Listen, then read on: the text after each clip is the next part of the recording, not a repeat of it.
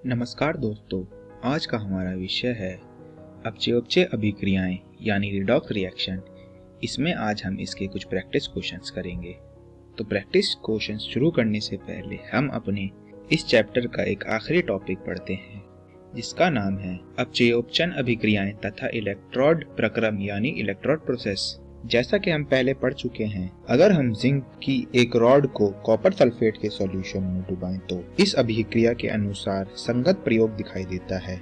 इस redox reaction के दौरान जिंक से कॉपर पर इलेक्ट्रॉन के डायरेक्ट ट्रांसफर द्वारा जिंक का ऑक्सीडेशन जिंक आयन के रूप में होता है और कॉपर आयनों का अपचयन कॉपर धातु के रूप में होता है। इस रिएक्शन में हीट निकलती है, इसलिए यह एक्सोथर्मिक रिएक्शन भी है और इस अभिक्रिया की ऊष्मा विद्युत ऊर्जा में परिवर्तित हो जाती है। इसके लिए हम एक एक्सपेरिमेंट करते हैं।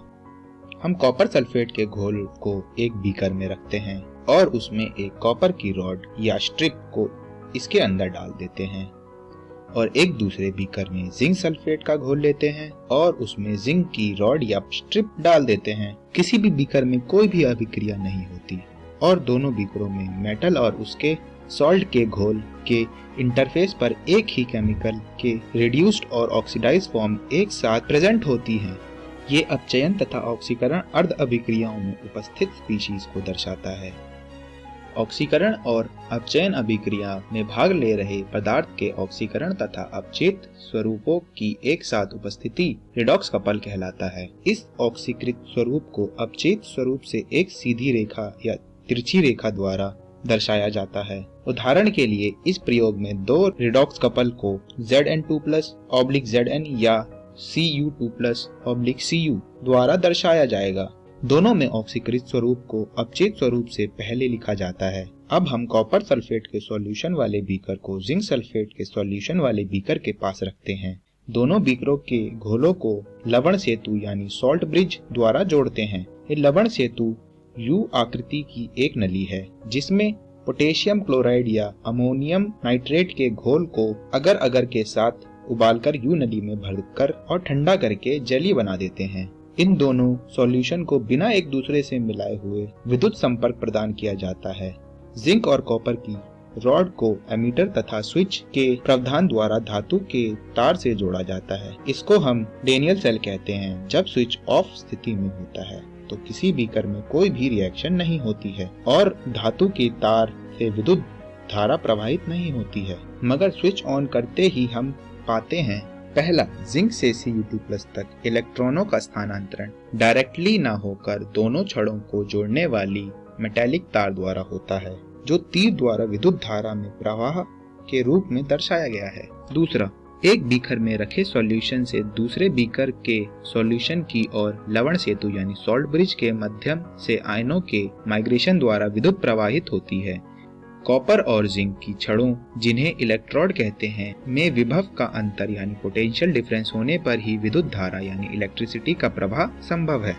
ये दोनों पॉइंट ही बहुत इंपॉर्टेंट हैं। प्रत्येक इलेक्ट्रोड के विभव यानी पोटेंशियल को हम इलेक्ट्रोड पोटेंशियल यानी इलेक्ट्रोड विभव कहते हैं। यदि इलेक्ट्रोड अभिक्रिया में भाग लेने वाले सभी स्पीशीज की इकाई सांद्रता हो यानी उनकी कंसंट्रेशन यूनिटी हो या इलेक्ट्रोड अभिक्रिया में कोई गैस निकलती है तो उसे एक वायुमंडलीय दाब यानी 1 एटमॉस्फेरिक प्रेशर पर होना चाहिए और अभिक्रिया 298 केल्विन पर हो, तो प्रत्येक इलेक्ट्रोड पर विभव यानी पोटेंशियल को मानक इलेक्ट्रोड विभव यानी स्टैंडर्ड इलेक्ट्रोड पोटेंशियल कहते हैं। हाइड्रोजन का मानक इलेक्ट्रोड विभव यानी हाइड्रोजन का स्टैंडर्ड इलेक्ट्रोड पोटेंशियल 0.00 वोल्ट होता है। हर इलेक्ट्रोड अभिक्रिया के लिए इलेक्ट्रोड पोटेंशियल का मान सक्रिय स्पीशीज की ऑक्सीकृत या अपचयित अवस्था की अपेक्षित प्रवृत्ति का माप है। E0 का नेगेटिव होने का मतलब है कि रिडॉक्स युग्म यानी रिडॉक्स कपल H+/H2 की तुलना में अधिक शक्तिशाली अपचायक है और E0 का पॉजिटिव होने का मतलब है कि रिडॉक्स युग्म H+/H2 की तुलना में एक दुर्लभ अपचयक है। तो आइए हम अपना पहला प्रैक्टिस क्वेश्चन करते हैं। हमारा पहला प्रैक्टिस क्वेश्चन है, निम्नलिखित यौगिकों की ऑक्सीकरण संख्या यानी ऑक्सीडेशन नंबर निकालिए। तो हमें पहले ClO4 नेगेटिव में Cl का ऑक्सीडेशन नंबर निकालना है। इसके लिए हम क्या करेंगे कि सबसे पहले हम क्लोरीन को X मान लेंगे। जैसा कि आप देख सकते हैं कि हमने क्लोरीन को X माना और बाकी की ऑक्सीडेशन नंबर लिखेंगे। जैसे कि हमें पता है कि ऑक्सीजन की ऑक्सीडेशन नंबर -2 होती है और यहाँ पर 4 ऑक्सीजन है, तो हमने क्या करा, उसे ब्रैकेट में लिया और -2 × 4 कर दिया। तो हमारी इक्वेशन कुछ इस तरह बनी कि x + -2 × 4 इज इक्वल टू -1। ये -1 इसलिए आया क्योंकि ClO4 नेगेटिव पर टोटल चार्ज -1 है। और जब हमने इसे x के लिए सॉल्व करा तो हमारी वैल्यू x की -7 आ गई। इसका मतलब यह हुआ कि क्लोरीन का ऑक्सीडेशन नंबर -7 है। इसी तरह हम दूसरा एग्जांपल लेते हैं। KMnO4 में हमें Mn का ऑक्सीडेशन नंबर निकालना है। इसके लिए हमने क्या करा, सबसे पहले हमने Mn को x माना और बाकियों का ऑक्सीडेशन नंबर लिख दिया।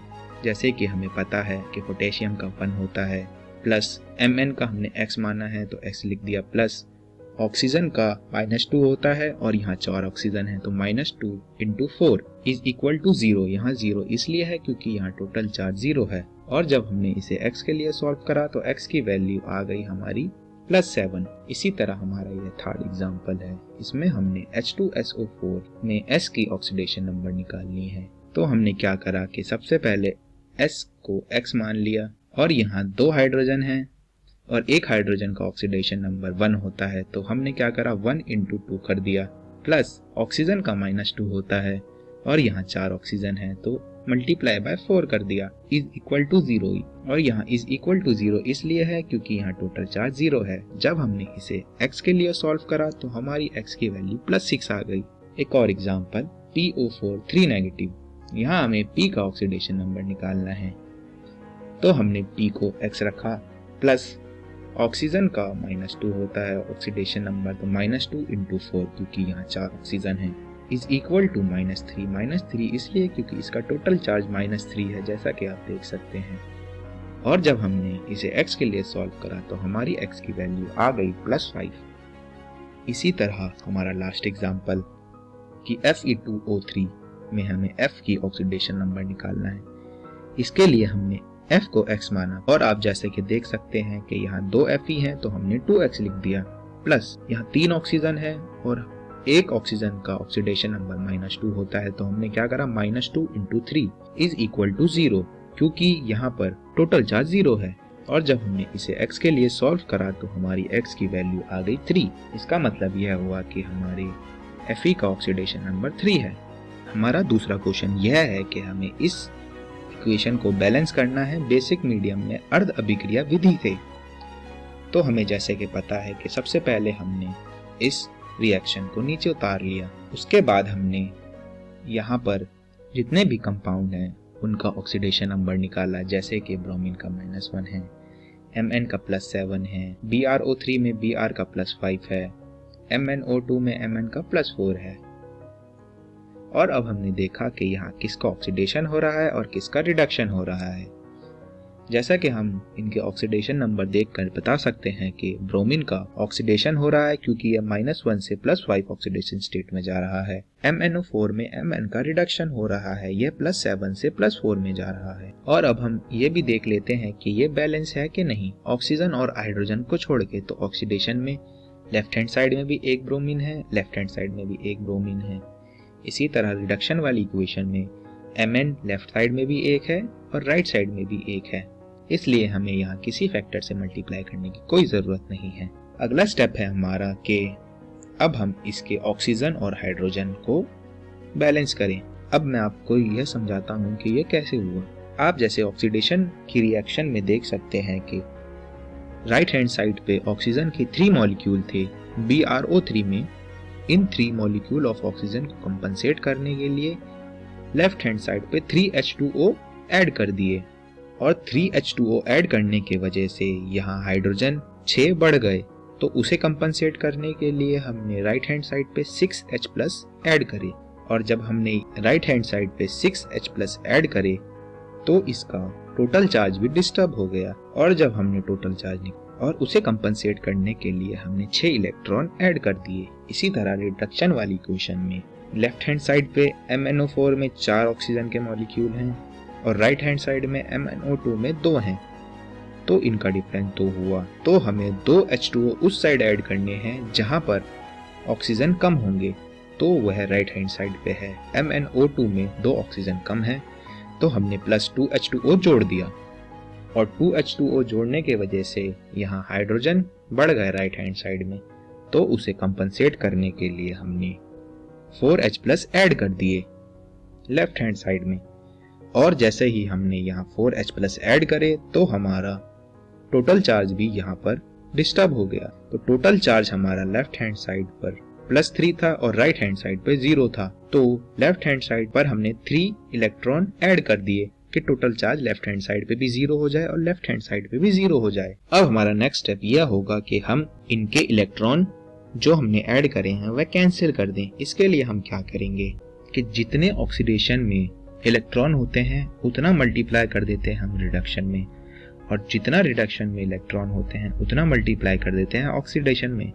जैसा कि आप देख सकते हैं कि हमने ऑक्सीडेशन में मल्टीप्लाई बाय 3 करा है और रिडक्शन में मल्टीप्लाई बाय 6 करा है, और 3 और 6 को हमने काट दिया, वह बन गया 1 और 2। तो हमने रिडक्शन वाली इक्वेशन को 2 से मल्टीप्लाई कर दिया, तो वह कुछ इस तरह आ गई। अब हमारा नेक्स्ट स्टेप है कि हम इन दोनों इक्वेशन को जोड़ देते हैं। जब हमने इन दोनों इक्वेशन को जोड़ा तो लेफ्ट हैंड साइड वाले लेफ्ट हैंड साइड में जुड़े और राइट हैंड साइड वाले राइट हैंड साइड में जुड़े। अब आप देख सकते हैं कि दोनों साइड 6 इलेक्ट्रॉन हैं, तो वह कैंसिल हो गया। लेफ्ट हैंड साइड पे 8H+ हैं और राइट हैंड साइड पे 6H+ हैं, तो 6H+ लेफ्ट हैंड साइड पे आ जाएंगे और वह 8H+ में से माइनस हो जाएंगे।